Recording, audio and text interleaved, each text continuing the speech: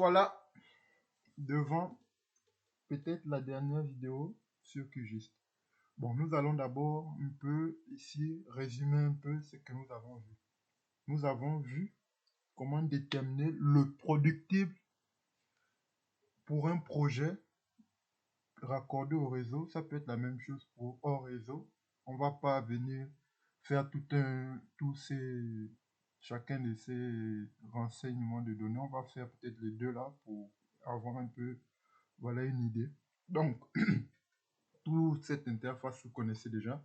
Donc, on va juste rappeler quelques définitions. Donc, on avait dit que le productible peut être défini comme l'estimation de la quantité d'électricité que devrait théoriquement produire un système. Donc, c'est une estimation théorique.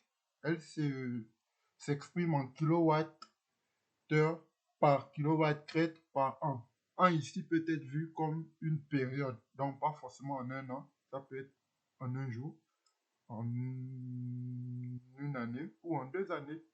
Voilà, donc par an, c'est juste pour savoir si une certaine période, combien j'aurai à produire en fonction d'un type d'installation. Nous qui travaillons pour des grands projets, nous normalisons à 1. Et le productif ici, voilà, ça c'est ce qu'on avait calculé précédemment avec le projet sur 11 rue des Orangers. Donc ça c'est le productible qui était à 13,64. Je me rappelle bien, c'était la façade sud-ouest. Sud-ouest, voilà, avec l'azimut 43,17. Voilà. Si je me rappelle. Ouais, c'est toujours là, bien renseigné. Voilà. Donc, ça, c'est ça. Bon, aujourd'hui, maintenant, nous allons voir autre chose. Donc, nous allons venir ici. Les données mensuelles. Lorsque je travaille dans une région, j'aurais peut-être besoin de savoir, par exemple, dans tel pays. Bon, ça, c'est les données mensuelles. On va travailler sur les données mensuelles, voilà. Pour ne pas voir tout, quoi.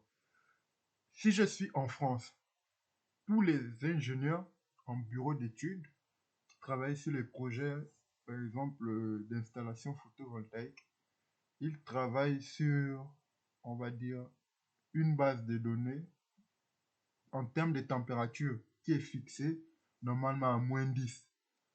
On estime qu'à -10, les onduleurs, les panneaux solaires vont quand même bien produire. Donc, dans certaines régions comme l'Île-de-France, on peut par exemple dimensionner à -10 parce que c'est très très rare d'obtenir -10 là-bas.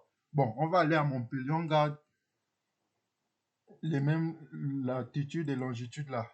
Voilà, donc on va aller en Occitanie, la région du sud de la France, sud-est de la France. L'une des 12 régions, voilà, parce qu'à côté, il y a d'autres régions aussi. Voilà. Donc, nous sommes en Occitanie, région du sud-ouest, Montpellier. On a bien les données ici. 11 rue des Orangers, Montpellier, 34 000. Voilà, donc, pour ne plus s'embrouiller, on s'assure que tout est bien fait.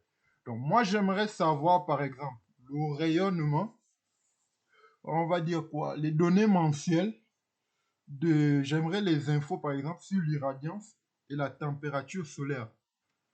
L'irradiance, c'est-à-dire quel est le mois qui produit le moins d'ensoleillement de 2005 à 2020, par exemple, sur Sarah 2. Ce sont les données, les années qu'elle propose.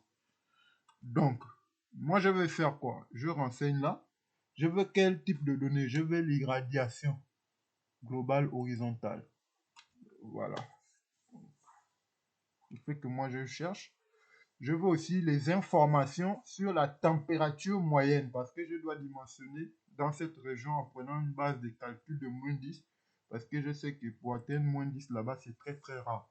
Donc, je renseigne ces deux informations, je mets le nombre d'années et je visualise mes données. Donc là, j'ai ce graphe et cette courbe. Là, par exemple, nous sommes février. Nous avons une irradiation de 82,28. 82,28. Ça, c'est vraiment le bas de la courbe. Hein. Là, nous montons. Nous sommes à 141. Donc, la valeur la plus faible qu'on va c'est de trouver sera toujours aux extrémités minimales. Donc ici on a combien? On descend bien. On descend là. 87 pour février. Ici on descend 52 pour décembre. Donc décembre il est à 52,75 kW crête par mètre carré. En termes d'irradiance, 52, waouh. Décembre c'est vraiment faible, je note. 52,75 kWh par mètre carré. Donc on va voir s'il y a un autre mois qui donne le moins. Ici, 47 janvier. Wow. 47 pour janvier. 54. 46 pour décembre. Ok, 46 pour décembre. Novembre, 47. Wow, c'est entre novembre et décembre. Décembre, 48. Ah, donc c'est 46 pour décembre. Donc là, on sait déjà que décembre produit le moins d'irradiation horizontale, quoi. Donc, je sais déjà ça. Quand je vais dimensionner mon projet, par exemple, pour un projet en autoconsommation, je sais que le mois qui produit le moins, d'après les coordonnées que j'ai renseignées là, c'est le mois de décembre. Donc, je sais déjà ça. Je peux venir maintenant ici, par exemple. Bon, oui, j'ai déjà visualisé. Je prends maintenant le fichier, par exemple, Excel. Il va me produire. Et je vais, voilà, on fait la même chose, les données sont pas en ordre. Je viens là, je vais donner, je vais lui demander de convertir les données. J'appuie sur suivant 2 fois. Après, c'est terminé. Donc là, de 2005 à 2000, combien? De 2020, combien là? Je ne sais pas. Donc, vous voyez un peu, on a déjà visualisé, mais là, c'était juste pour vous montrer. Le mois qui produit le moins, c'était, on a vu que c'était décembre. Et là, la température minimale, vu que j'avais aussi coché la température. Donc, la température minimale, moyenne, hein, bon, le M, c'est moyenne. On a là, dans cette région, on n'a pas les moins. Je ne vois pas de moins ici. Donc, voilà.